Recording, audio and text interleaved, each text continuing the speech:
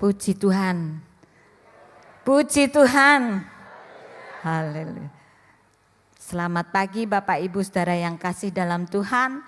Senang sekali melihat Bapak Ibu Saudara beribadah dengan sukacita, memuji Tuhan dengan sukacita.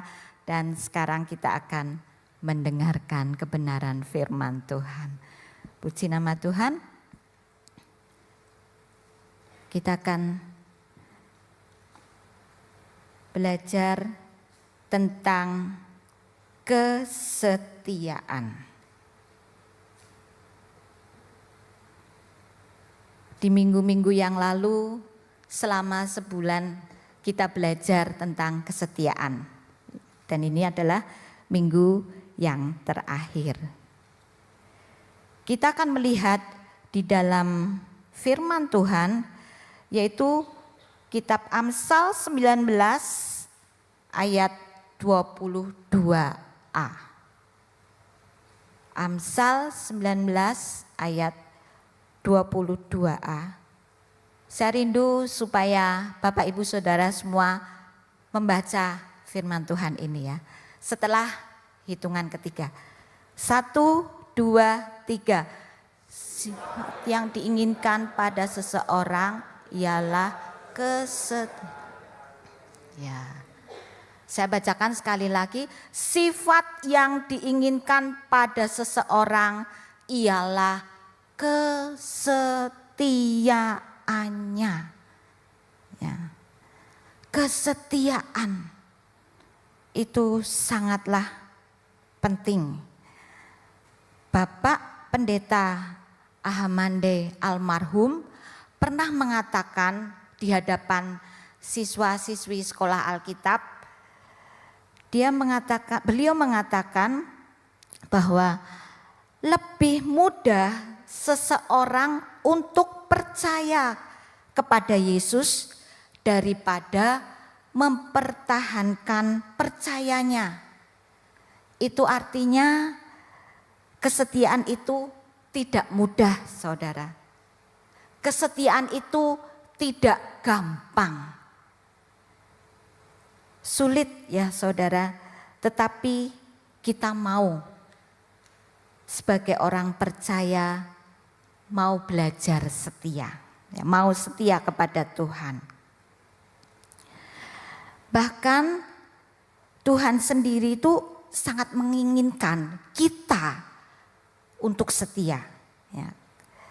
Sebab kesetiaan itu membuat orang menjadi percaya. Seseorang yang setia ketika kita berteman, kita menjadi percaya. Kemudian memberikan rasa aman, memiliki rasa aman. Karena setia. Tidak ada contoh saudara atau patron kesetiaan yang diinginkan Tuhan selain contoh kesetiaan dari Yesus sendiri. Contoh kesetiaan dari Yesus sendiri. Ada banyak ragam uraian tentang kesetiaan, saudara. Namun demikian untuk dapat kita mengetahui kesetiaan yang bagaimana sih yang sebenarnya yang diinginkan Tuhan. Kita dapat menyelusuri kata kesetiaan itu dari hermeneutik Alkitab. Ya. Kesetiaan yang bagaimana sih yang Tuhan inginkan agar kita melakukannya.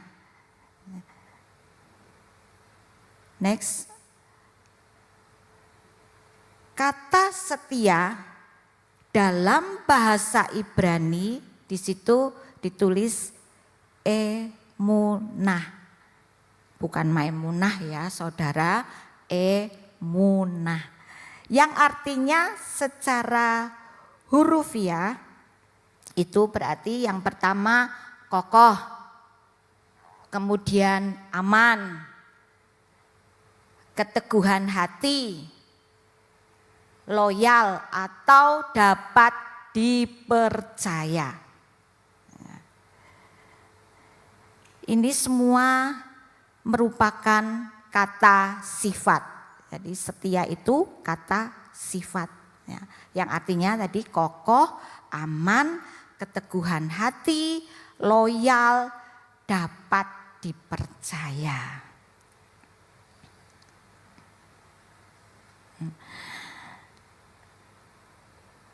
Tetapi setia yang diinginkan Tuhan itu di sini, saudara, bukan sekedar bersifat setia, tetapi pada aplikasi atau kepada praktek kehidupan kita.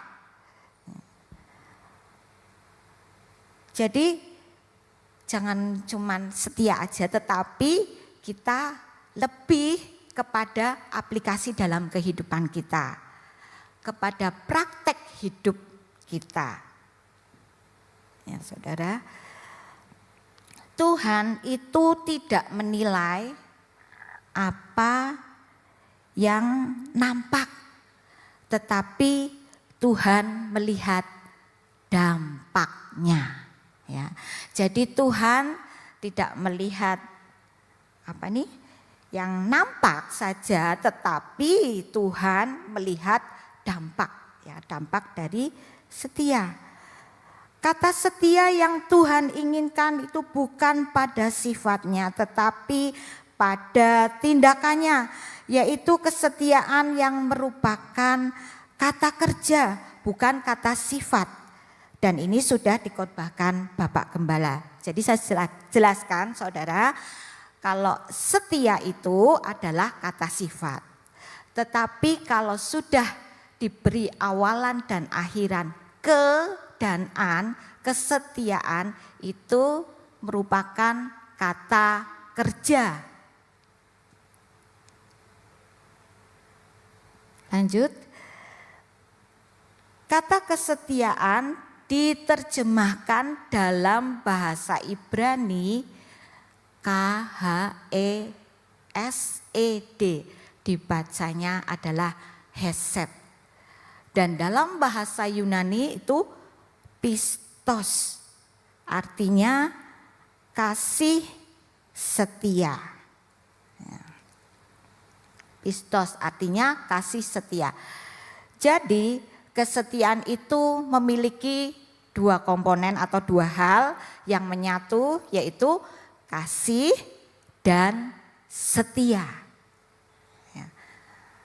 Dua hal, kasih dan setia, itu kesetiaan. Puji Tuhan. Kasih tanpa dibuktikan dengan kesetiaan itu cuman sekedar omong doang. Ya. Kalau kasih tanpa dibuktikan dengan kesetiaan itu hanya omong doang. Sama seperti apa saudara, iman tanpa perbuatan adalah iman yang mati. Ya. Kita tidak bisa hanya beriman saja, tetapi tanpa perbuatan itu. Tapi biarlah iman dengan perbuatan. Sama dengan kesetiaan harus dibuktikan dengan perbuatan. Tidak sedikit saudara orang berusaha untuk setia dengan ketentuan yang sudah menjadi aturan karena sudah dijadwalkan, ya, atau sudah terlanjur mendapat pujian dan penghargaan. Bisa saudara seseorang, si A itu orangnya setia banget. Nah, ketika orang itu mendapat penghargaan tentu akan mempertahankan, ya saudara. Kalau tidak akan malu saudara. Kalau sudah mendapat penghargaan orang itu setia terus tidak mempertahankan, pasti akan malu. Tapi bagaimana jika tidak lagi dapat pujian atau penghargaan? Apakah akan tetap berlaku setia? Jika tidak dilandasi karena kasih, itu tidak mungkin saudara. Ketika seseorang sudah tidak dihargai, tidak mendapatkan penghargaan, atau sudah tidak dipuji lagi, apakah akan tetap berlaku setia? Kalau tidak dilandasi kasih, itu tidak mungkin, saudara. Kita akan lebih lanjut lagi.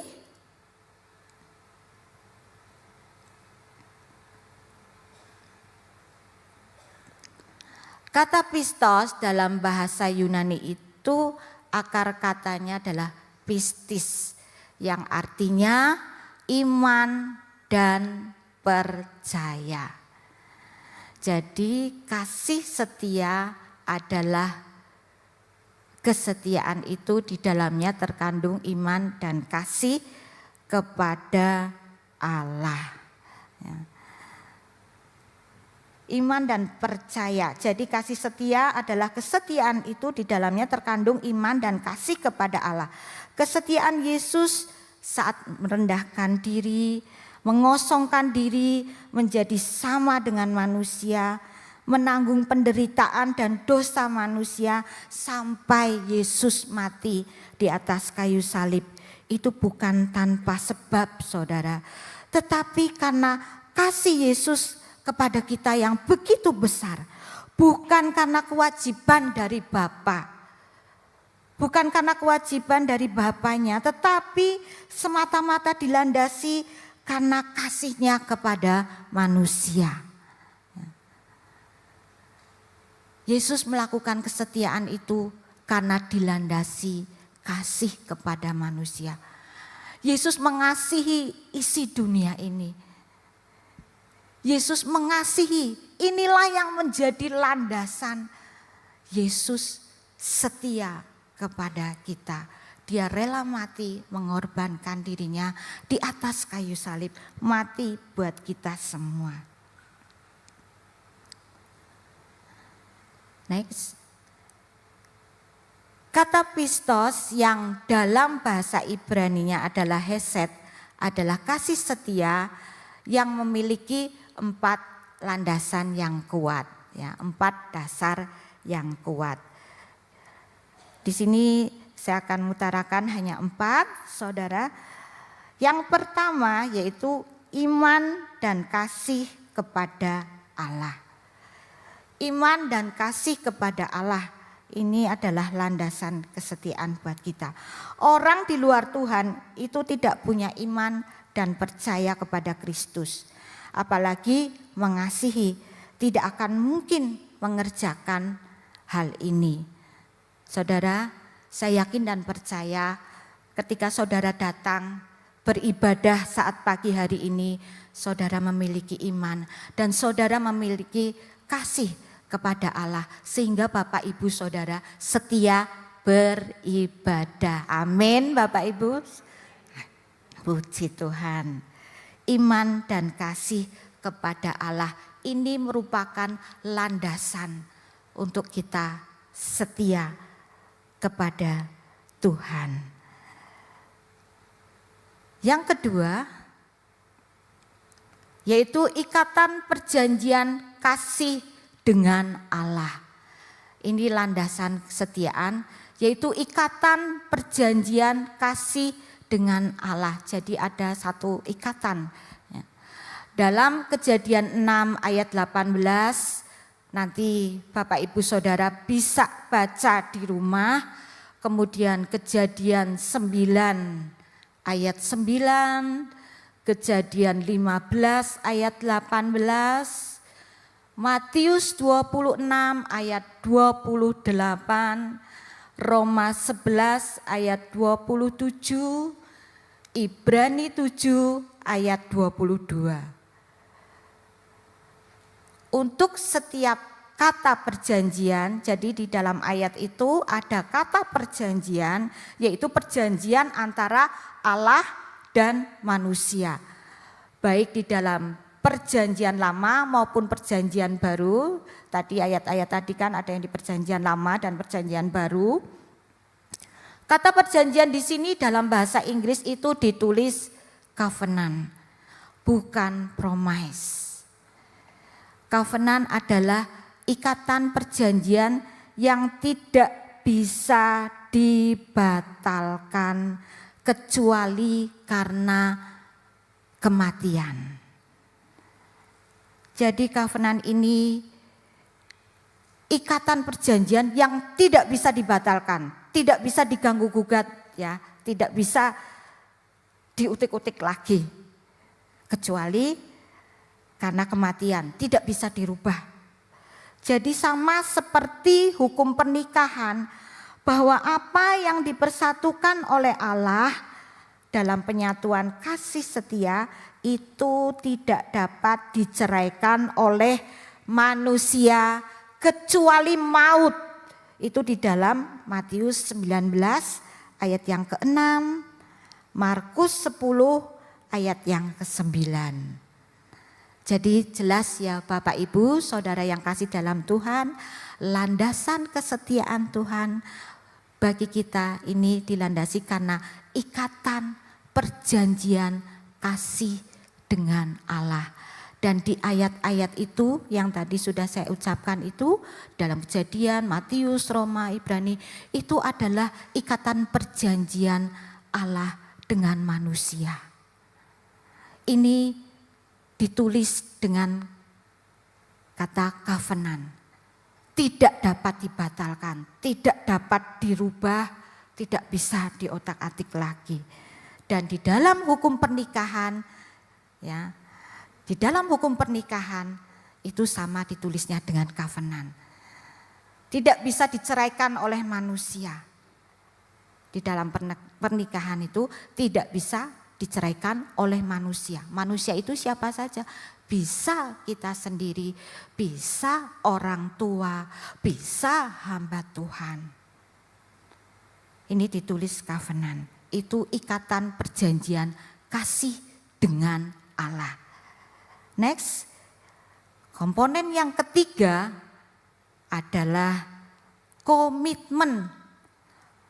Komitmen di sini adalah suatu tekad, keyakinan yang kuat untuk mengasihi Tuhan berapapun dan apapun harganya. Jadi sebenarnya kesetiaan itu tidak ada hubungannya dengan usaha membiasakan diri untuk setia. Saudara, kalau membiasakan diri untuk setia itu nilainya itu terlalu rendah. Tetapi biarlah setia itu didasari oleh komitmen yang kuat, ya, keyakinan yang kuat, tekad yang kuat, sehingga kita mampu untuk setia. Karena nilai kesetiaan di sini mengandung ada unsur yang keempat, tetapi nanti dulu ya. Jadi biarlah kita mau setia kepada Tuhan karena komitmen kita. Komitmen apa? Komitmen untuk mengasihi Tuhan. Ya. Komitmen untuk mengasihi Tuhan. Berapapun, apapun yang sedang kita hadapi, kita tetap mengasihi Tuhan Yesus. Mungkin saat ini Bapak Ibu Saudara sedang mengalami masalah yang begitu luar biasa sekali. Masalah itu belum terselesaikan. Ingat saudara, tetap komitmen apa saudara? Setia. Tetap setia. Punya keyakinan yang kuat kepada Tuhan. Biarlah kita tetap setia kepada Tuhan. Berapapun yang harus kita bayar, berapapun, apapun saudara yang sedang kita hadapi, biarlah kita mau tetap komitmen setia. Amin. Bapak Ibu Saudara yang kasih dalam Tuhan, coba tengok kanan kiri, saudara mau setia? Haleluya, puji Tuhan. Tidak saudara saja ya saudara, tetapi kita hamba-hamba Tuhan juga sama komitmen untuk setia. Kita akan lanjut lagi, selain komitmen, landasan apa lagi? Yaitu pengorbanan. Tidak ada kasih dan setia yang sebenar-benarnya tanpa adanya sebuah pengorbanan. Inilah ujian yang sebenarnya dari sebuah kesetiaan, saudara. Yesus sebagai contoh teladan dikatakan di dalam Filipi 2 ayat 8. Filipi 2 ayat 8, kita baca bersama-sama ya saudara, supaya firman itu boleh melekat di dalam kehidupan kita, kita boleh mengingatnya ya. Filipi 2 ayat 8, 1, 2, 3. Dan dalam keadaan sebagai manusia, ia telah merendahkan dirinya dan bahkan di kayu salib. Amin. Amin, puji Tuhan. Sampai mati di atas kayu salib. Bagaimana dengan contoh kita orang percaya? Itu satu pertanyaan buat pribadi kita semua. Apakah saya sudah setia sampai melalui sebuah pengorbanan? Yesus sampai berkorban hingga dia mati di atas kayu salib. Kematiannya membuat kita hidup. Amin. Kematian Yesus di atas kayu salib membuat kita memperoleh kehidupan. Amin. Yesus jadi miskin supaya kita menjadi kaya. Amin. Pengorbanan Yesus sungguh luar biasa. Nilainya begitu tinggi. Kesetiaan Yesus yang dilandasi dengan sebuah pengorbanan nilainya begitu tinggi. Kita mau teladani Yesus. Sekalipun saudara kesetiaan kita nilainya tidak seperti nilainya Tuhan Yesus. Pengorbanan kita di dalam kesetiaan mungkin saat beribadah adalah pengorbanan apa saudara? Waktu, ya, harta. Itu tidak bisa disamakan dengan pengorbanan Yesus yang sampai mati di atas kayu salib. Nilainya begitu tinggi pengorbanan Yesus. Kesetiaannya lebih dari segalanya. Ada beberapa contoh saudara teladan di dalam Alkitab. Tokoh-tokoh yang setia. Yang pertama yaitu Abraham. Abraham ini kesetiaannya teruji lewat tindakan untuk mengorbankan anaknya Ishak sesuai permintaan Tuhan sehingga dia mendapatkan gelar Bapa dari orang-orang beriman. Itu nanti dibaca di dalam Kejadian pasal 22 ayat yang kedua. Abraham ketika menginginkan seorang anak lama tidak diberi Tuhan. Tetapi ketika diberi satu malah diminta Tuhan. Dan di sini diuji, Tuhan menguji apakah Abraham berani mengorbankan anaknya. Dan disinilah Tuhan melihat bahwa Abraham memiliki kesetiaan yang teruji. Yang pertama. Tokoh yang kedua yaitu seorang wanita, Rut. Rut ini meninggalkan sanak keluarganya dan berkomitmen untuk mati dan hidup dengan iman dan kepercayaan mertuanya Naomi kepada Allah. Itu di dalam Rut 1 ayat 16 sampai yang ke-17. Kisah Rut ini sangat indah sekali saudara. Dia berasal dari Moab.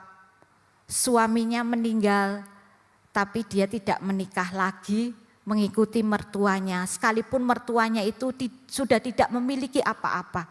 Sudah jatuh miskin tetapi Rut punya komitmen tetap setia bersama dengan mertuanya. Apapun yang dilakukannya, susah senang dia lakukan. Tokoh yang ketiga seorang wanita lagi. yaitu Ester. Ester ia bertaruh nyawa hanya untuk menghadap raja, yaitu Raja Ahasveros, untuk menjadi jalan keselamatan bagi bangsanya. Ester 4 ayat 16. Waktu itu bangsa Yahudi itu diancam akan dimusnahkan. Tetapi Ester berani bertaruh nyawa. Karena apa saudara?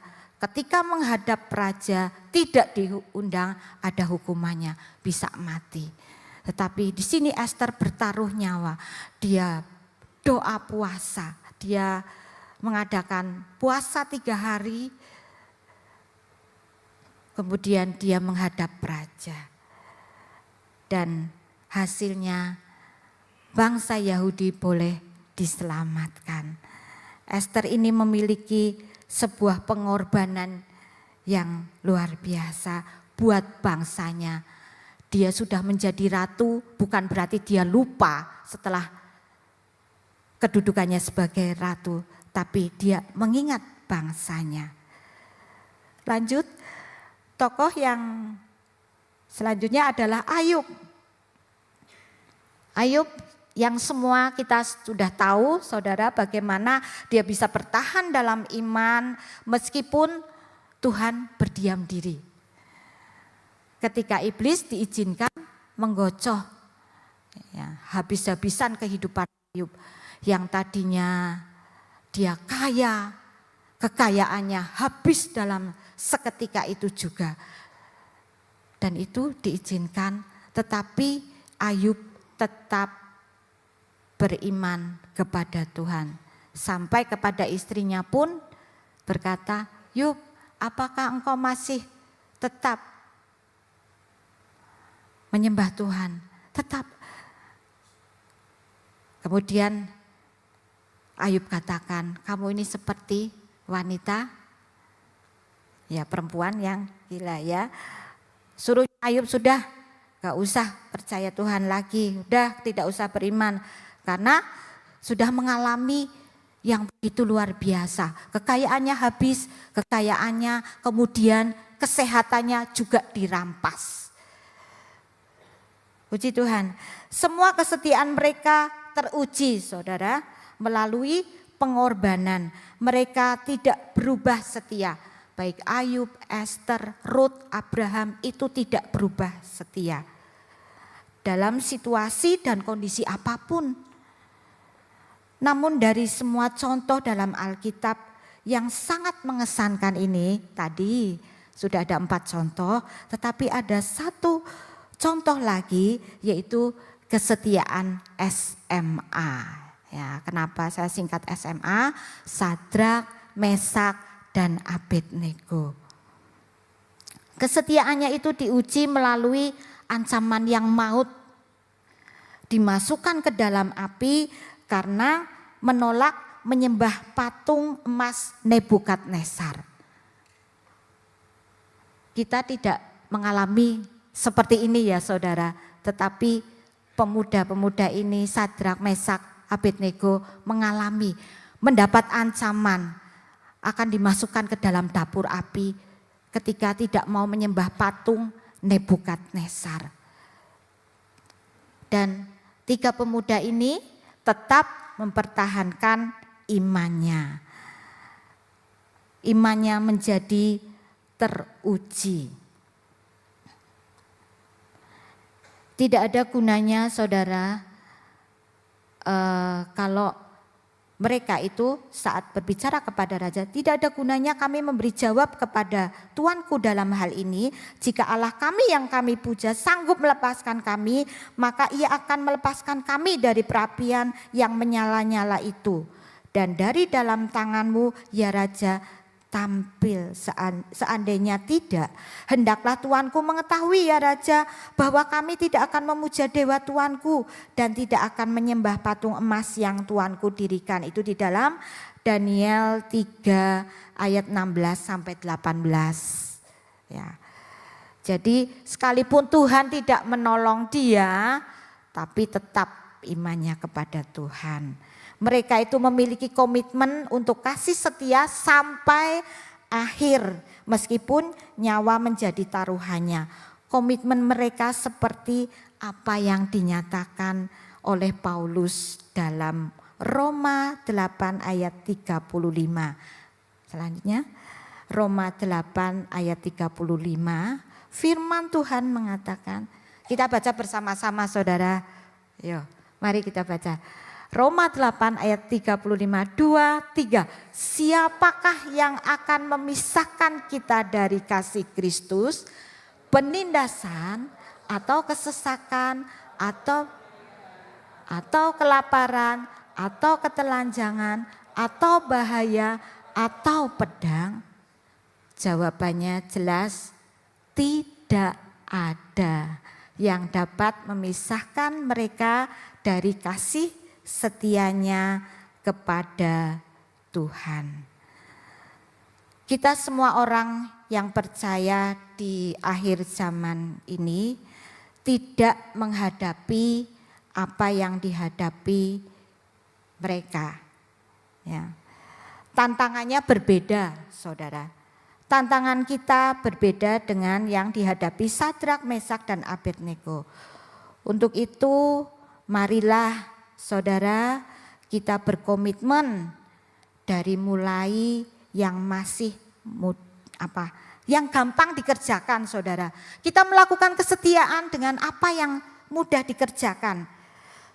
Sudahkah kita berkomitmen dalam beribadah setiap minggu saudara?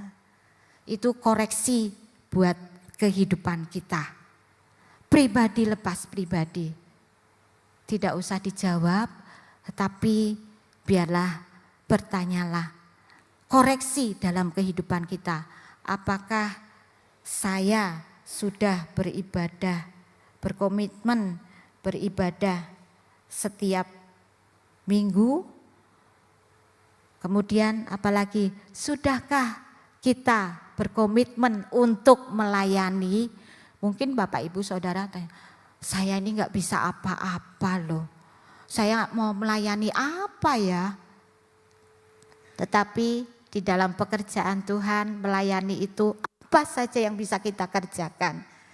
Biarlah kita mau komitmen mengerjakannya karena kita melakukan kesetiaan. Ya, kesetiaan. Puji Tuhan, kita berkomitmen dengan apa yang sudah Tuhan percayakan untuk kita ambil dalam pelayanan. Ini bagi yang sudah melayani, tetap komitmen di dalam pelayanan masing-masing. Karena apa saudara, akan tiba saatnya kepada kita masing-masing bahwa kesetiaan kita akan diuji dan Tuhan berharap kesetiaan kita dapat dibuktikan sampai pada kesudahannya, yaitu sampai mati. Bapak Ibu Saudara yang kasih dalam Tuhan, biarlah kita mau setia dan kesetiaan kita diuji. Kesetiaan itu sampai akhir hidup kita. Ada apa sih kok sampai akhir hidup kita? Tentu ada satu penghargaan, ada satu nilai, ada satu kehormatan buat kita.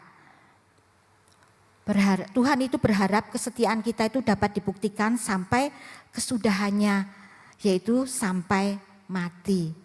Sebagai ayat yang terakhir, yaitu di dalam Wahyu 2 ayat 10b. Wahyu 2 ayat 10b, mari kita sama-sama membaca 2, 3. Hendaklah engkau setia sampai mati, dan aku akan mengaruniakan kepadamu mahkota kehidupan. Puji Tuhan Bapak Ibu, Saudara yang kasih dalam Tuhan, ada upah yang istimewa buat kita yang setia sampai akhir hidup kita, yaitu mahkota kehidupan. Puji nama Tuhan. Amin buat kebenaran firman Tuhan. Amin. Kita akan melalui tahun 2024, tinggal 1 bulan lagi. komitmen apa yang akan kita buat lebih lanjut. Biarlah kita tetap komitmen setia kepada Tuhan karena kita mengasihi, karena kita memiliki iman. Landasan kita untuk setia adalah mengasihi Tuhan. Haleluya.